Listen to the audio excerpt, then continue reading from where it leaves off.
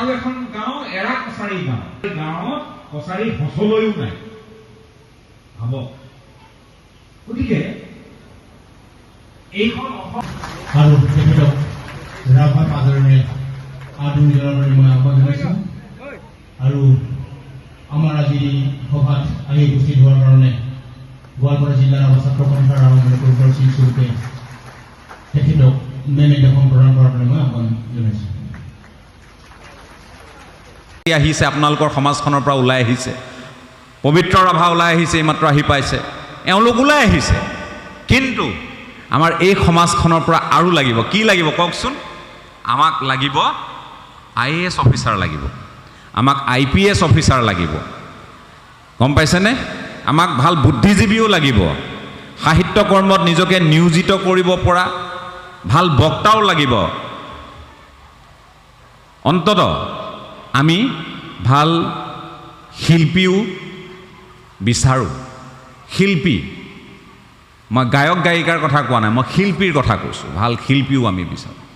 গতিকে এইখিনি আমি কৰ্ষণ কৰিব লাগিব। কৰ্ষণ কৰিলেহে পাম, মানে কালচাৰ কৰিব লাগিব। বহুত ঠাইত ইংৰাজী যোগ কৰি দিবলগীয়া হয় নহয়, একেবাৰে যেই নহওক।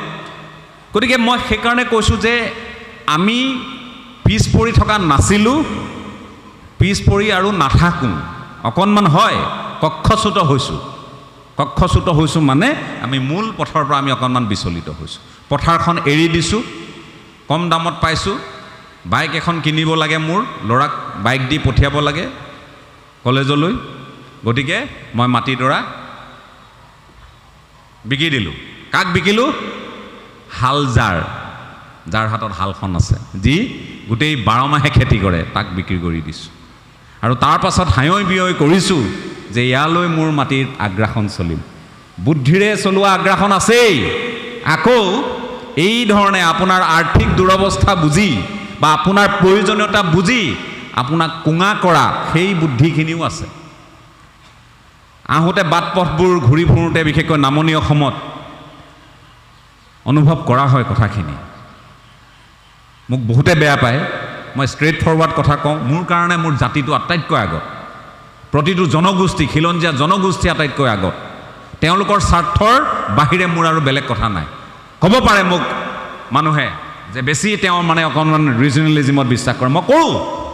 মোৰ কাৰণে এগৰাকী ৰাভা জনগোষ্ঠীৰ লোক, এগৰাকী আহোম জনগোষ্ঠীৰ লোক, এগৰাকী কলিতা, এগৰাকী কোচ ৰাজবংশী বা একেধৰণে এগৰাকী কাৰ্বি ডিমাচা বা খিলঞ্জীয়া, গৰীয়া মৰীয়া যি বুলিয়ে নকওক, সকলো মোৰ কাৰণে সহোদৰ।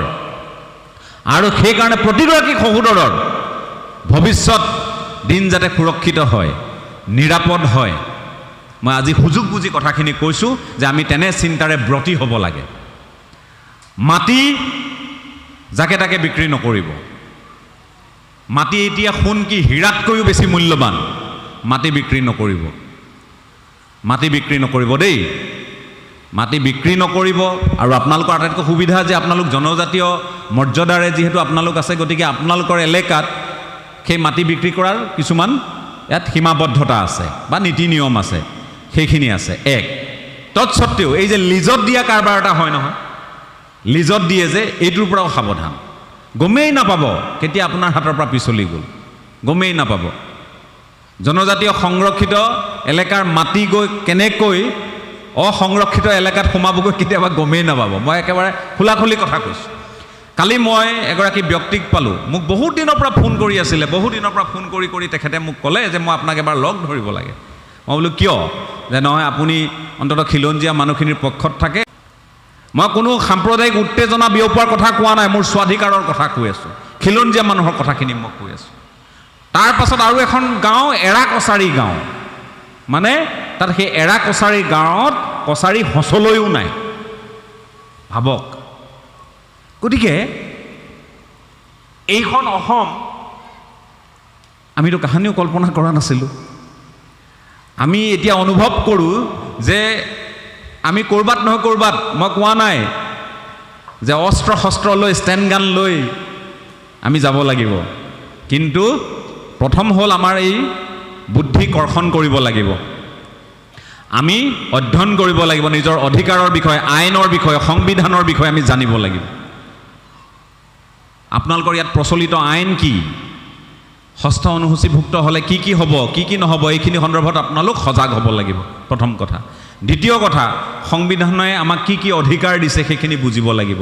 আমাৰ মাটি বেলেগে কাঢ়ি নিয়াৰ পাছত সেইখিনি ঘূৰাই কিদৰে আনিব পাৰি তাৰ বাবে আইন আদালতৰ কাষ চাপিব লাগিব। কাপোৰৰ ইস্ত্ৰি মাৰি একদম ফিনফিনীয়া কৰি একদম ভাজ লগাই ইনকলাব জিন্দাবাদ কৰি লাভ নাই। মই খোলাখুলি কৈ দিছোঁ, এইবোৰ কৰি লাভ নাই। এইবোৰ কৰি কি হ'ল, মোক বেয়া পায় বহুতে কোৱাৰ কাৰণে মই কওঁ, 1951 পৰা 1971লৈ এখিনি মানুহ সাংবিধানিক সুৰক্ষা কৱচৰ মাজত সোমাই থাকিলে। কোন? আপুনি? কোনোবা ৰাভা সোমালে, কোনোবা বৰুৱা সোমালে, কোনোবা গগৈ, কোনোবা শইকীয়া সোমালে, কোনোবা কলিতা, কোনোবা গোস্বামী সোমালে? নাই সোমোৱা। পূব পাকিস্তানৰ পৰা 51ৰ পিছত 71লৈ যিখিনি মানুহ আহিলে সেইখিনি মানুহে সাংবিধানিক সুৰক্ষা বেহুৰ মাজত সোমাই থাকিলে, তাৰমানে আপুনি উলিয়াব নোৱাৰে। আৰু আপুনি মই সাংবিধানিক ৰক্ষা কৱচৰ বাহিৰত এতিয়া কওঁ যে আমাৰ 6 নং দফা কাৰ্যকৰী কৰিব লাগে, আমি ধৰ্ণা দিওঁ, আমি আলোচনাত বহোঁ। বাহ, কি জাতীয় চেতনাবোধ আমাৰ, ভাবক। গতিকে এইখন অসম কলাগুৰু বিষ্ণুপ্ৰসাদ ৰাভাই বা সৈনিক শিল্পী বিষ্ণুপ্ৰসাদ ৰাভাই বিচৰা নাছিল। এইখন অসম ৰূপ কোঁৱৰ জ্যোতিপ্ৰসাদ আগৰৱালাৰ অসম নাছিল।